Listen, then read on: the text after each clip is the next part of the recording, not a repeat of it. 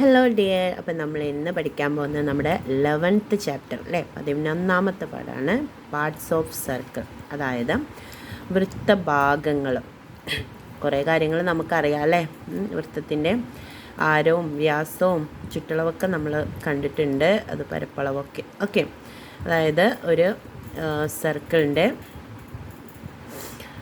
Centre, അതുപോലെ radius and diameter, circumference, ഈ കാര്യങ്ങളൊക്കെ നമ്മൾ പറഞ്ഞതാണ്.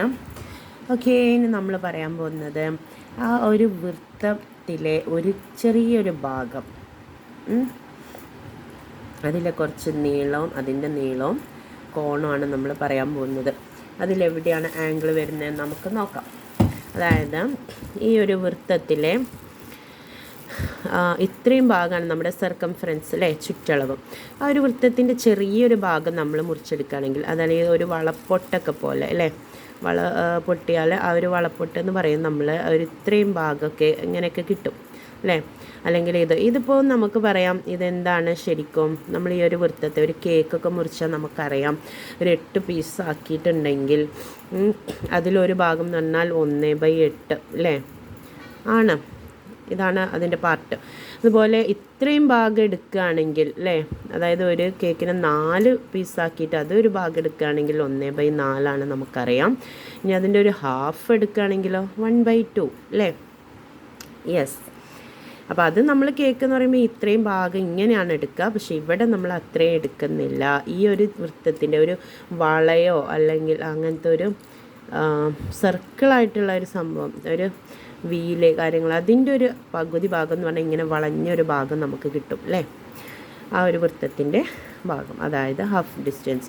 അതായത് റൊട്ടേഷൻ എന്ന് പറയും. ഡിസ്റ്റൻസ് മീൻസ് റൊട്ടേഷൻ, അതായത് വൃത്തഭാഗത്തിൽ നമ്മൾ റൊട്ടേറ്റ് ചെയ്യുകയാണെങ്കിൽ അല്ലേ, ഇങ്ങനെ ഈ ഒരു സ്ഥലത്ത് നിന്ന് ഇതേപോലെ വൃത്തഭാഗത്തിലൂടെ റൊട്ടേറ്റ് ചെയ്യാന്ന് പറഞ്ഞാൽ ഇത്രയും ഭാഗം അല്ലേ, അങ്ങനെയാണ് ഉദ്ദേശിക്കുന്നത്. അപ്പോൾ അവിടെ നമ്മൾ എന്ത് ചെയ്യാണ്, ആ ഒരു വൃത്തത്തിൻ്റെ ഉള്ളിലേക്ക് സെൻറ്ററിലേക്ക് നമ്മൾ വരയ്ക്കുമ്പോൾ, ഇപ്പോൾ നമ്മൾ കേക്കിൻ്റെ കാര്യം പറഞ്ഞു അല്ലേ, അങ്ങനെ വരയ്ക്കുമ്പോൾ നമുക്ക് അവിടെ ഒരു ആംഗിൾ കോണ് കിട്ടുന്നുണ്ട് ഇല്ലേ. ഇതിലെല്ലാത്തിലും കോണ്. ഇവിടെ 45 ഡിഗ്രി ആവും, ഇവിടെ എത്രയായി, ഇതൊരു മട്ടക്കോണാണല്ലേ. റൈറ്റ് ആംഗിൾ കിട്ടി, 90 ഡിഗ്രിയിലാണ് കിട്ടിയത്. ഹാഫായിട്ടാണ് മുറിക്കുന്നതെങ്കിലോ നമുക്ക് 180 ഡിഗ്രിയാണ് കിട്ടുക അല്ലേ, 180 ഡിഗ്രി കിട്ടും. Okay, yes. അപ്പം നമ്മൾ നേരത്തെ പറഞ്ഞ ഒരു വളപ്പൊട്ട് എന്നുള്ള സംഭവത്തെ നമ്മൾ പറയാറുള്ളത് ആർക്ക് എന്നാണ്. എന്താ പറയുക, ആർക്ക് അല്ലെങ്കിൽ ചാപം എന്ന് മലയാളത്തിൽ നമ്മൾ പറയും. ആർക്ക്, ഈ ഒരു ലെങ്ത്തിനെ നമ്മൾ ആർക്ക് ലെങ്ത് എന്നാണ് പറയുക. ലെങ്ത്ത് കാണുന്നുണ്ടോ, ഈ ഒരു ലെങ്ത്തിനെ ആർക്ക് ലെങ്ത് എന്നാണ് നമ്മൾ പറയുന്നത്. ഓക്കെ, ആർക്ക് ലെങ്ത്ത് ആ ഒരു സംഭവമാണ് ആർക്ക് അല്ലെങ്കിൽ ചാപം. ഓക്കെ, പിന്നെ നമ്മൾ ആ ഒരു സെൻറ്ററിലേക്ക് വരയ്ക്കുമ്പോൾ, ഈ ഒരു സെൻറ്ററിലേക്ക് വരയ്ക്കുന്നത് ഇത് റേഡിയസ് ആണെന്ന് നമുക്കറിയാം അല്ലേ, ആരമാണ്. അപ്പോൾ ഓൾറെഡി ആരം ഇവിടെ 2 സൈഡിലും ഉണ്ട്. ഇത് 6 നമുക്കറിയാം, സ്മോൾ ലെറ്റർ 6 അല്ലേ.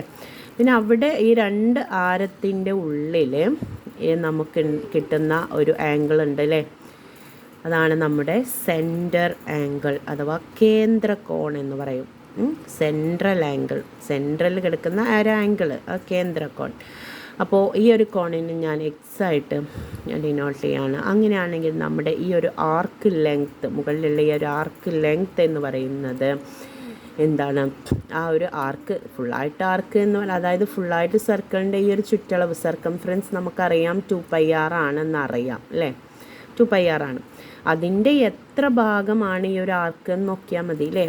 ഇതിപ്പോൾ 1/4 ഭാഗമാണെങ്കിൽ 1/4 ചെയ്താൽ മതി. പക്ഷെ നമുക്ക് അങ്ങനെ 1/4 ഭാഗം എന്ന് തരില്ല, നമുക്ക് തരിക ഈ ഒരു സെൻട്രൽ ആംഗിൾ, കേന്ദ്ര കോണായിരിക്കും.